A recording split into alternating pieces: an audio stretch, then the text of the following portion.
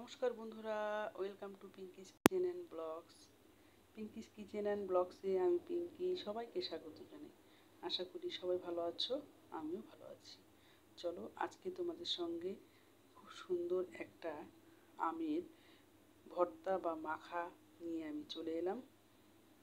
চলো প্রথম থেকে ভিডিওটি সঙ্গে থেকো।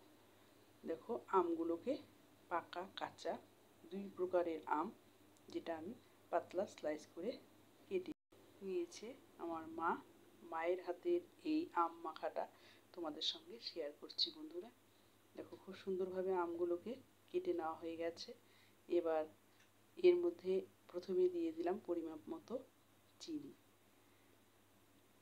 তারপর এখানে দিয়ে দেওয়া হচ্ছে কাসন্দ।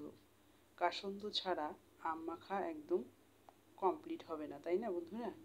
চলো দিয়ে দেওয়া হলো লবণ, আর দিয়ে দেওয়া হলো গন্ধরাজ লেবুর পাতা, যেটা ছাড়া একদম অসম্পূর্ণ। আর সঙ্গে দেওয়া হয়েছে ঝাল ঝাল কাঁচা লঙ্কা। দেখো এবার খুব সুন্দরভাবে লঙ্কাগুলোকে একদম ভেঙে নেব, আর আমের সঙ্গে খুব সুন্দরভাবে মিশিয়ে নেওয়া হচ্ছে সব কিছু।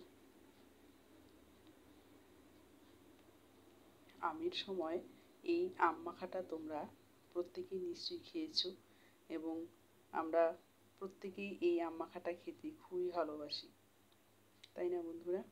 আর কাঁচা আমের ক্ষেত্রে ভালো লাগবে এবং পাকা আমের ক্ষেত্রে বেশি ভালো লাগে। সেই জন্য একটু আমগুলো পাকা পাকা রয়েছে, এই মাখা বা ভর্তাটা খেতে বেশি সুস্বাদু হয়। দেখো খুব সুন্দরভাবে মিশিয়ে নেওয়া হচ্ছে। চটকে চটকে যত মিশিয়ে নেওয়া হবে তত খেতে ভালো লাগবে।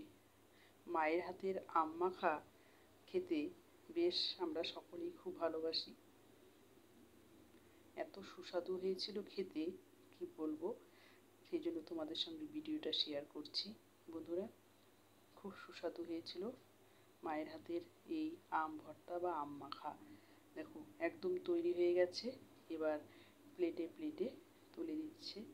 চলো এবার সবাই মিলে একটু টক ঝাল মিষ্টি খেয়ে মনটাকে ভালো করে দেব, তাই না?